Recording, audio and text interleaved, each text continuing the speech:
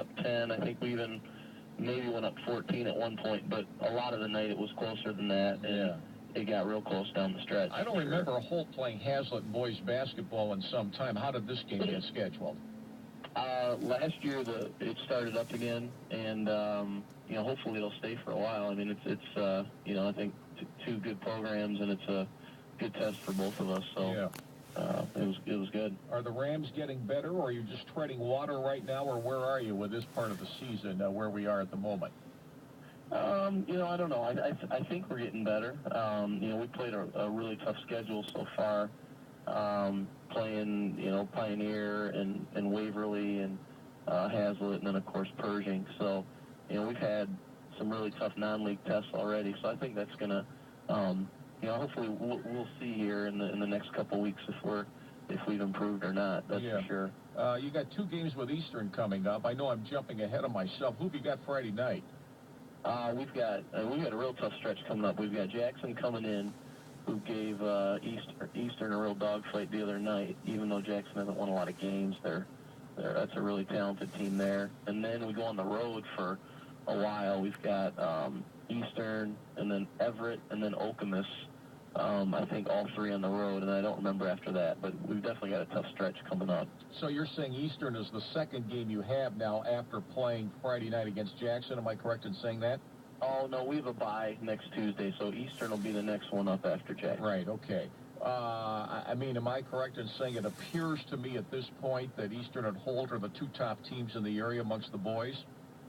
Oh, I don't know. I mean, I'm sure Okemos would argue with you. They had that great win against Detroit Southeastern, and that's a really good team that they beat. They're playing really well, and Sexton's obviously playing really well and beat Eastern before. So I think you've got a lot of teams kind of vying for that place right there. Yeah, I mean, Okemos clearly has had an impressive run.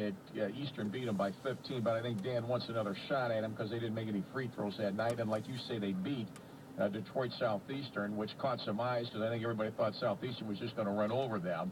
But Holt, but you're built around. Well, is Cole Darling the best player in there, or is he just among the best players? I think he's the best, but I know you'd have a lot of coaches could make arguments for their kids. I mean, LaDontae Hinton's having an amazing year.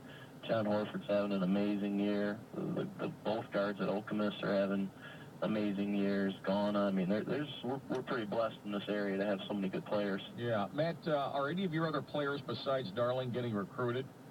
Delonto Jackson is. He's getting some interest from Division II schools like Lake Superior State had him up on a visit. He's got some NAIA schools like Cornerstone and a lot of junior college schools looking at him. So, yeah, he's getting some interest. And then Dominic Todd was at Grand Valley this weekend on a football visit. So his is more football-related opposed to be the 2. Well, it'll be interesting to see the way the Rams finish. Hazlitt, frankly, played a little bit better in that game than I thought because I didn't think they'd play teams that were as good as Holt. But like Brock said, they hung in there pretty tough on you all night last night, didn't they? Oh, yeah, they're tough to guard. I mean, they have, we talked about them probably definitely being the best shooting team in the area, and then one of the better shooting teams in the state. I mean, Porritt and David Kay, and then the point guard Sawyer just made our life difficult last night, and they really kind of spread you out, and they're such good passers, but they're tough to handle. They're not gonna lose too many games this year, that's for sure. Okay, so you have Jackson at home then on Friday night, right? Yes. Do you think that your state ranking is accurate, and does it mean anything to you at this point?